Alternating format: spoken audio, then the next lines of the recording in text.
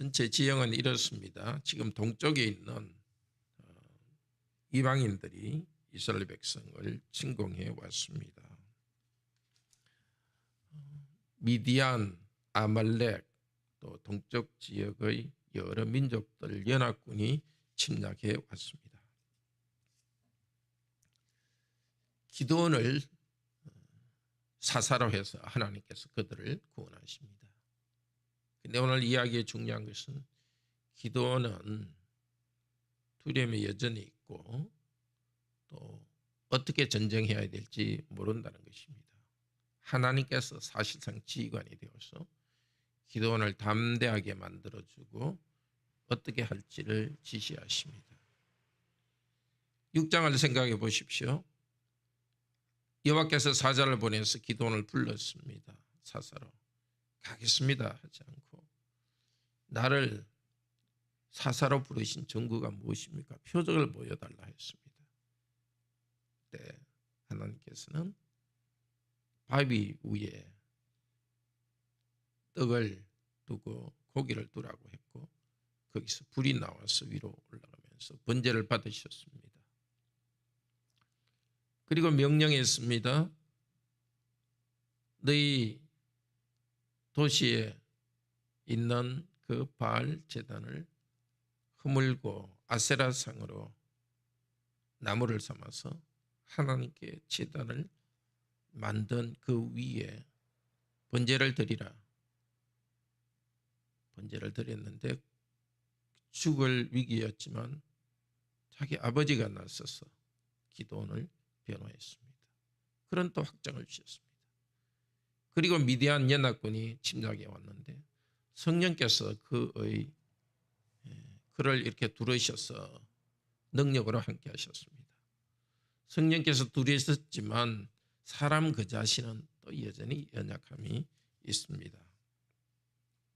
그래서 다시 여호와께서 기드온에게 담대하게 만들어주시고 지혜를 주십니다. 기드온이 성령으로 충만하여서 나팔을 부니까 사람들을 보내니까 이 이스라엘 각 지파에서 사람들이 다 모였습니다. 이제 전쟁을 시작하는데 이스라엘 백성은 좀 산지 쪽에 있고 적 연합군은 골짜기에 있다 하는데 그때 골짜기는 평지를 말합니다. 어떻게 할지를 여호와께서 말한다고 합니다. 백성들이 군대가 모였는데 너무 많다. 겨우 22,000명인데 너무 많다고 하십니다. 그래서 그들을 줄입니다. 하나님 능력을 나타내기 위해서입니다. 기드온이 나는 작은 자인데 어떻게 싸워 이기겠습니까? 지난번에 말했듯이 이번에도 혹시라도 군대가 좀 많으면 교만해질까 봐서 하나님 쪽에서 군대를 줄입니다. 우선 두려워하는 자는 집으로 돌아가라. 22,000명 중에 10,000명만 남았습니다. 하나님의 나라의 전쟁에서 모두가 다 참여하지만 그 두려워하는 자들은 다른 성도들의 사기도 떨어뜨리기 때문에 사역에서는 이렇게 함께 하도록 하지는 않습니다. 지금 교회에서도 모든 성도들은 사랑하고 말씀으로 먹이지만 두려워하는 자들, 단련되지 않은 사람들은 직분자로 세우지 않습니다. 그렇게 하면 교회 전체가 오히려 두려움에 빠집니다. 이어서 여호와께서 말합니다. 아직도 10,000명도 많다.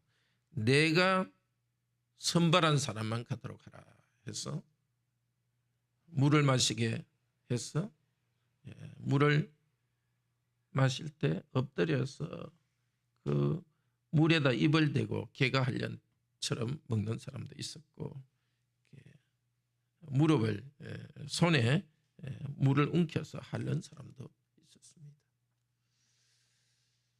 뭐 해석할 수는 있겠죠. 손을 들어서 핥는 사람은 이렇게 주위를 둘러보는 군인으로서 준비가 됐다 이렇게 해석할 수 있지만 그 이유는 잘 알 수 없습니다. 하여튼 하나님께서 딱딱 한 명 한 명 정하셔서 그들의 마음에 감동을 주신 것입니다.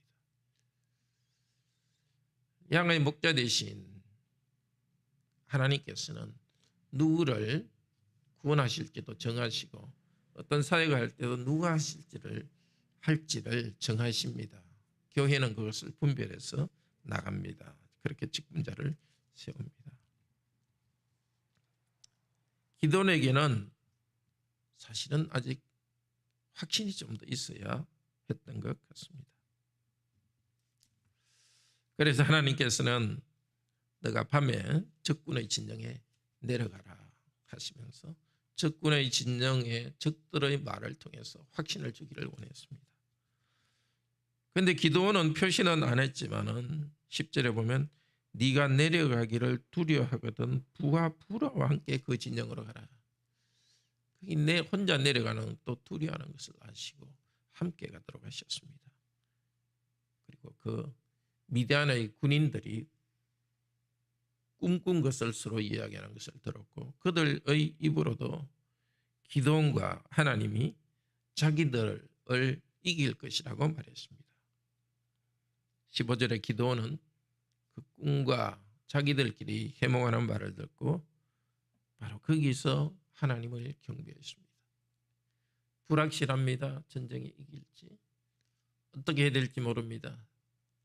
그러나 하나님께서는 적들의 입을 통해서 환경을 통해서 확신을 주었고 기도는 경배했습니다.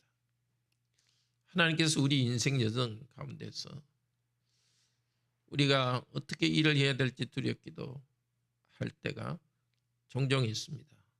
그러나 하나님께서는 우리에게 여러 가지 방법으로 확신을 주십니다. 가장 일반적인 방법은 말씀과 기도 가운데, 예배 가운데, 오늘처럼 새벽 기도할 때 하나님께서 확신을 주십니다. 또 특별한 교회는 특별한 방법으로 그렇게 확신도 주십니다. 그럴 때 우리는 이 확신을 주신 하나님께 경배하도록 합시다. 이제 올라왔습니다. 하나님께서 어떻게 싸울지도 다 정해 주셨습니다. 칼과 창 대신에 오히려 항아리와 횃불을 들게 하십니다. 정말 이것은 있을 수 없는 일입니다. 여호와께서 적들을 물리친다는 것을 나타내기 위해서입니다. 여호와 하나님께서는 기도원의 300명 군인을 쓰지도 않고 그냥 적들을 다 죽일 수도 있습니다. 하나님께서 일반적으로 그렇게 하지 않으시고 하나님 백성을 사용하셔서 당신의 능력을 나타냅니다. 어떨 때는 하나님 백성이 하는 일을 상당히 많게 할 때도 있고 보통 칼과 창으로 비슷한 병력으로 싸우기도 합니다. 그런데 어떨 때는 완전히 하나님 백성을 쓰기는 하지만 완전히 하나님 당신께서 합리적인 면에서는 사람의 일은 거의 없고 하나님은 일하십니다. 이번이 그 경우입니다. 300명은 항아리 들고 그 안에 횃불을 집어넣습니다. 밤중에 그곳에 조용히 내려갔습니다. 적들이 있는 곳에.